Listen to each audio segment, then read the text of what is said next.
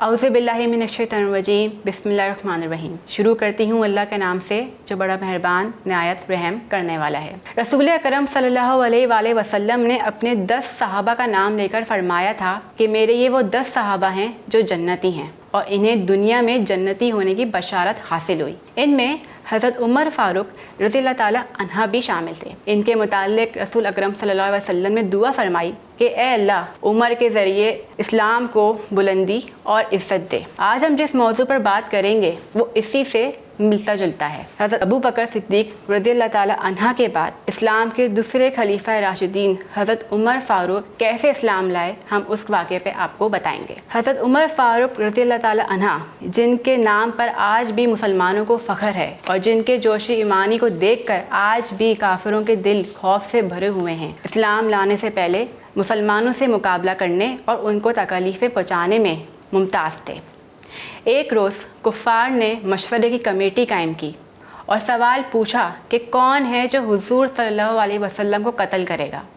इसके जवाब में हज़रत उमर फ़ारूक खड़े हुए और कहा कि मैं हूँ जो हज़रत मोहम्मद सल्लल्लाहु अलैहि वसल्लम को नाउज़ुबिल्लाह कत्ल करूँगा। लोगों ने उनकी हिम्मत बढ़ाते हुए कहा कि बेशक तुम ही हो जो हज़रत मोहम्मद सल्लल्लाहु अलैहि वसल्लम को कत्ल कर सकता है। हज़रत उमर फ़ारूक ये जवाब सुनकर खड़े हुए और तलवार लेकर चल दिए। रास्ते में एक साहब से मुलाकात हुई जो कबीला ज़हरा से ताल्लुक़ रखते थे। उनका नाम हज़रत साद बिन अबी वक़ास था।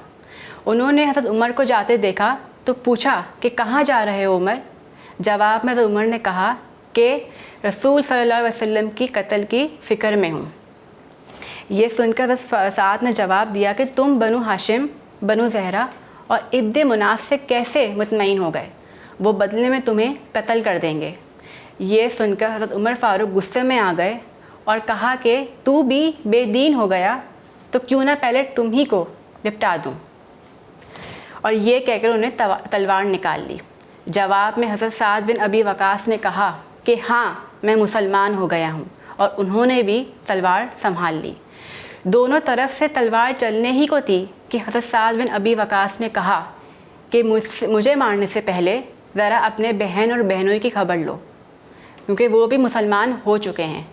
ये सुनकर हज़रत उमर फ़ारूक गुस्से में भर गए और अपने बहन के घर की तरफ चल दिए। बात करें उनकी बहन और बहनोई के घर की, तो वो उनकी बहन और बहनोई हज़रत खब्बाब रज़ियल्लाहु ताला अन्हा से दरवाज़े और खिड़कियां बंद करके कुरान शरीफ की तलावत कर रहे थे। जब हज़रत उमर फ़ारूक रज़ियल्लाहु ताला अन्हा पहुँचे तो उन्होंने दरवाज़े खुलवाए। उनकी आवाज़ सुनकर हज़रत खब्बाब बिन रज़ियल्लाहु ताला अन्हा जल्दी से अंदर घर में जाके छुप गए और वो सहीफ़ा बाहर ही रह गया जिसमें कुरानी आयत लिखी हुई थी। हज़रत उमर फ़ारूक रज़ियल्लाहु ताला अन्हा ने के लिए जब उनकी बहन ने दरवाज़ा खोला तो उनके हाथ में जो भी चीज़ थी उन्होंने खींच कर अपनी बहन के सर पर दे मारी, जिससे उनकी बहन के सर से खून निकल आया, और उनको कहा कि तू भी बेदीन हो गई, और पूछा कि क्या कर रहे थे और किसकी घर से आवाज़ आ रही थी। जिस पे बहनों ने उनको जवाब दिया कि हम बातें कर रहे थे। और जिस पर हज़रत उमर फ़ारूक रज़ियल्लाहु ताला अन्हा ने पूछा कि क्या तू भी बेदीन हो गया है, क्या तुम लोग भी बेदीन हो गए हो। जिस पर उनके बहनों ने जवाब दिया कि हाँ, अगर दूसरा दीन हक़ पर है तो।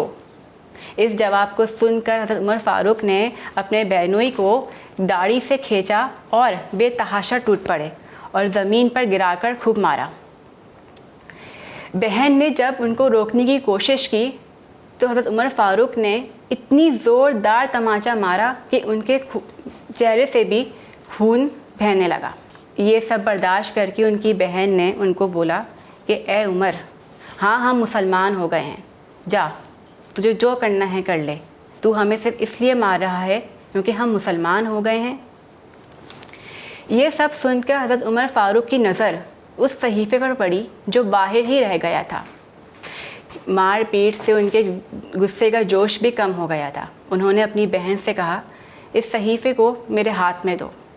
उनकी बहन ने कहा कि इसको नापाक लोग हाथ नहीं लगाते, तू नापाक है। इसरार करने पर भी हज़रत उमर फ़ारूक को उनकी बहन ने वो सहीफ़ा उनके हाथ में नहीं दिया, जिसके बाद حضرت عمر فاروق نے غسل کیا اور اس صحیفے کو لے کر سورۃ طٰہٰ کی آیات پڑھی، جس کا ترجمہ ہے اللہ تعالیٰ کا ارشاد ہے کہ میں اللہ ہوں، میرے سوا کوئی معبود نہیں، اے میرے بندوں نماز قائم کرو اور میرا ذکر کرو۔ یہ وہ آیت تھی جس کو پڑھ کر حضرت عمر فاروق رضی اللہ عنہ کی حالت بدل گئی اور انہوں نے کہا کہ مجھے حضور اکرم صلی اللہ علیہ وآلہ وسلم کی خدمت میں پیش کر دو۔ یہ الفاظ سن کر حضرت خباب بن رضی اللہ تعالی عنہ جو گھر میں چھپ گئے تھے وہ باہر نکلے اور کہا کہ اے عمر، تجھ کو میں ایک خوشخبری دیتا ہوں۔ کل شب حضور اکرم صلی اللہ علیہ وآلہ وسلم نے دعا فرمائی تھی کہ اے اللہ، حضرت عمر اور ابو جہل میں جو تیرے پسندیدہ ہیں ان میں سے کسی ایک کو اسلام کی قوت دے۔ لگتا ہے تجھے دیکھ کے لگتا ہے کہ آج حضور اکرم صلی اللہ علیہ وسلم کی دعا قبول ہو گئی ہے۔ ابو جہل اور حضرت عمر فاروق رضی اللہ عنہ اپنی قوت میں مشہور تھے۔ حضرت عمر فاروق کو حضور اکرم صلی اللہ علیہ وسلم کی خدمت میں حاضر کیا گیا اور پھر جمعے کی صبح وہ مسلمان ہو گئے۔ ان کا مسلمان ہونا ہی تھا کہ ان کے مسلمان ہوتے ہی کفار کے حوصلے پست ہو گئے۔ حضرت عبداللہ بن مسعود فرماتے ہیں کہ عمر رضی اللہ عنہ کا اسلام لانا مسلمانوں کی فتح اور ان کی ہجرت مسلمانوں کی مدد تھی، اور ان کی خلافت مسلمانوں کے لیے ایک رحمت تھی۔